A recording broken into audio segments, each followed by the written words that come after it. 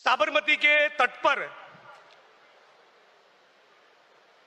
गांधी और सरदार की वो भूमि जिसने स्वतंत्रता के आंदोलन की नींव रखी, इस भूमि पर पूरे भारत के कांग्रेस परिवार का दिल की गहराइयों से स्वागत है।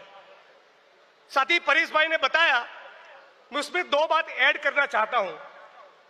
ये गुजरात की धरती बड़ी कमाल की धरती है। इसने सत्य के प्रयोग करने वाले बापू भी दिए और झूठ के प्रयोग करने वाले मोदी भी दिए, लेकिन झूठ के प्रयोग करने वाले मोदी जी ने, उनकी सरकार ने पूरे देश और दुनिया के सामने गुजरात कितना वाइब्रेंट है, स्वर्णिम है, गतिशील है, प्रॉस्परस है, इकोनॉमी में नंबर 1 है, बहुत बड़ी बड़ी डिंगे मारी। सवाल यह है कि यदि यह गुजरात सचमुच इतना वाइब्रेंट और स्वर्णिम है, तो गुजरात के बेरोजगार युवा मैक्सिको की बॉर्डर पर सीने में गोली खाने के लिए मजबूर क्यों है? क्यों गुजरात में हजारों हजार युवा गुजरात की सरजमी छोड़कर कनाडा और अमेरिका की फाइल रख रहे हैं? क्यों यहां पर उनको रोजगार नहीं मिल रहा है? वो इसलिए कि यहां का जो ग्रोथ है वो जॉबलेस ग्रोथ है।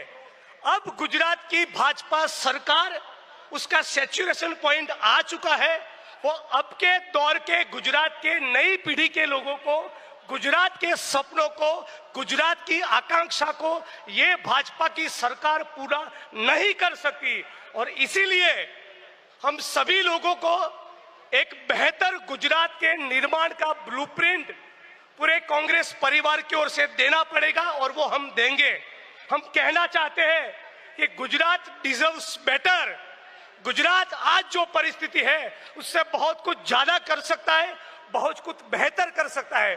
1960 से 90 तक का जो गुजरात था, गुजरात की सरकार ने यहाँ पर व्यापार वाणिज्य का जो संस्कृति था, जो परंपरा थी, उसको आगे बढ़ाते हुए बड़े बड़े उद्योग स्थापित किए।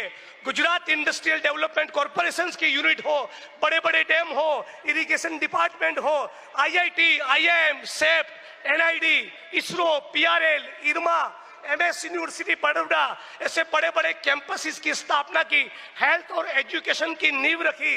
लेकिन अभी का गुजरात ऐसा है जिसमें 100 में से 45 बच्चे कुपोषित है।